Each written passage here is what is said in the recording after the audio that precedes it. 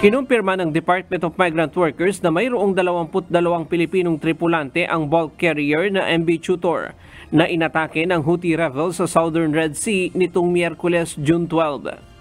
Isa sa mga ito ang nawawala. We also have noted that there is one of the 22 who is missing.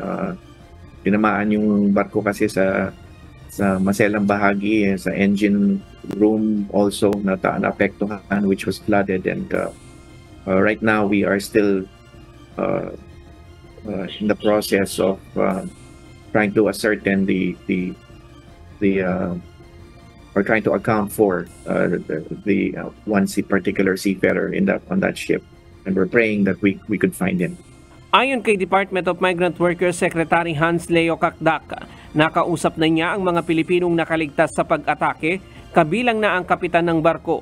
Bukod sa nawawala, tiniyak ng kapitan na nasa maayos na kalagayan ang mga Pilipino seafarers. Nagsagawa na ng rescue operation ng mga otoridad sa barko na nasa gitna pa ng karagatan. Ayon kay Secretary Kakdak, mayroong pagsang-ayon ang mga tripulante sa pagdaan nila sa Red Sea. Yes, there had been approval or assent or consent from the seafarer side with respect to taking part in that voyage. Kaya ang kagawaran muling susuriin ang patakaran sa mga merchant vessel na dumadaan sa mga lugar na nasa high-risk area.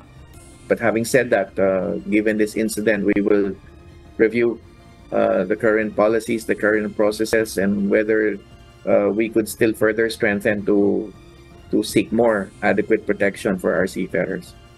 Nitong mga nakaraang buwan ay naghigpit ang Department of Migrant Workers at ipinatupad ang right to refuse sailing ng mga tripulante na dumadaan sa warlike zone at high-risk area gaya ng Red Sea at Gulf of Aden, bilang tugon sa tumataas na banta sa shipping industry dahil sa sunod-sunod na pag-atake sa mga barko. Bukod sa MV Tutor, may isa pang barko na inatake ang mga rebelding Houthi sa Gulf of Aden, ang MV Barbena. Inaalam pa ng DMW kung may Pilipinong tripulante na sakay ang barko.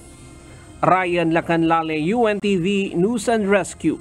Diyos ang aming sandigan, serbisyo publiko ang aming pinahahalagahan.